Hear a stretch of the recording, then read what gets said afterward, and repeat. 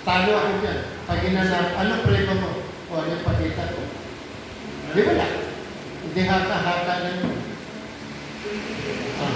Ano yung unang suot natin? Sinturon ng Tuhanan. ano na? Nasunod pa sa? Doon sa verse, ano ka na? 14 ka na, di ba? Doon sa Ephesians kanina. Lois, yung sinturon ng katotohanan.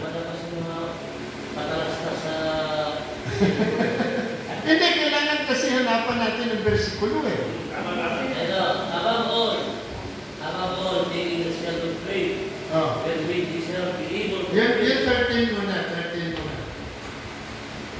Wherefore take unto you the whole armor of God, that ye may be able to withstand the evil day, having done all to stand. Tayo pa rin. 14.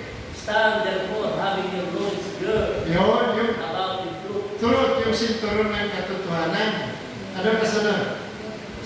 having on the breastplate Ito na, mga kapatid. Dito breastplate yan. Alam niyo ba yung breastplate of righteousness? Huwag kang magpakitang gilas kay Satanas na yung katwiran, kabanalan, pagimbalan mo, gawa mo, tudas ka sa kanya. Yung righteousness natin galing kay Lord. Amen. We are the righteousness of God in Christ. Naging banal ka, naging banal ako dahil kay Kristo. Amen. Hindi dahil sa pagsusumikap ko. Kasi dati tinuro sa atin, be holy for I am holy. Be perfect for I am perfect. Tanong, naging perfect ba tayo?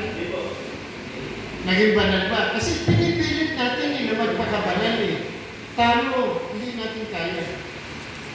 Ang totoo doon sa anuhan, tingnan nyo ha, doon sa Romans 5:17, sabi doon, we receive the abundance of grace and the gift of righteousness. Tingnan nyo, shall reign in life. By one. Sige, Pastor. For if by one man's obedience, created by one, must all be receive abundance of grace. Makinig. And all the gifts of righteousness shall reign in life by one Jesus Christ. Nakuha niyo ba yan? Hindi yata.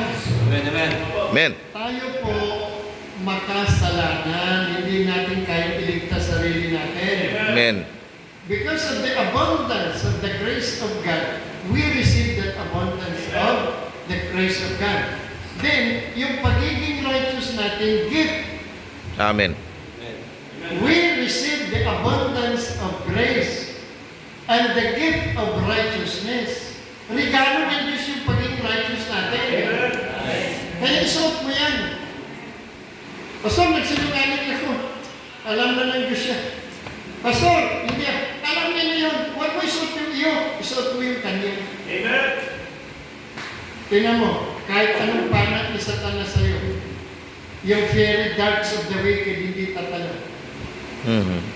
Bakit iprotektado ka eh? Amen. Amen. Kasi minsan mali din yung teaching eh. Pinipilit natin magpakabuti, magpakabanal. Tama naman yun. Pero hindi mo kaya. Come short pa rin yun. Through Jesus nga eh. So isuot mo yung ano na yan, yung breastplate of righteousness. Walang may butas sa demonyo. Amen. Walang may butas. Pag atin, ay naku po. Plastic. Kanina lang, nagsinungaling ka. Kaya parang kung bulungan ka na sa tanas tapos sarapin mo siya. Ano, panlaban mo. Sandali lang po. Balik magkakayuno muna po. Tingnan mo. Kasi doon sa laban yun, todas ka niya eh. Kasi naharap mo yung pagiging mabuti, matuwid, banal mo. Hindi. Yung pagiging righteous natin, gift of righteousness. Amen. Shall reign in life. Kaya mo ng pagharian ng kasalanan, kaya mo pagharian ng kahirapan, kaya mo pagharian ng kaguluhan, pati kawalan, pagharian mo. Ginawa ka ng hari ng Panginoon. Yung Revelation 1:6, ginawa kang hari eh. So you shall reign in life. Kaya mo hindi ko inayaan. Kawalan? Ano ang kawalan? Shh! Labas! Layas! Kasagalan, palit. Tanggal! Amen. Kasunat eh. Amen. Amen. Amen, amen, amen. Alam niyo, pag nakuha niyo yun, hindi na kayo maghihirap sa mundo. Hindi na. Kahirapan, kaguluhan, karamdaman, mga utang na yun, solve yun. Hari ka na di pagkarihan mo. Amen. We are the righteousness of God. So, ano na isot natin? Says the Lord, breastplate, then shield of faith. 15. Kaya, isot ko na ito, mamaya naman, sandali lang naman eh. Wala pang isang minuto, ano lahat ng demonyo na yun. And your feet should be the preparation of the gospel of peace. Okay, ito mo. Dapat yung paa mo, isa ang motibo layunin is to preach the gospel. Amen. Yun lang, wala na. Huwag ka lang mangapit bahay at sirain yung buhay na may buhay.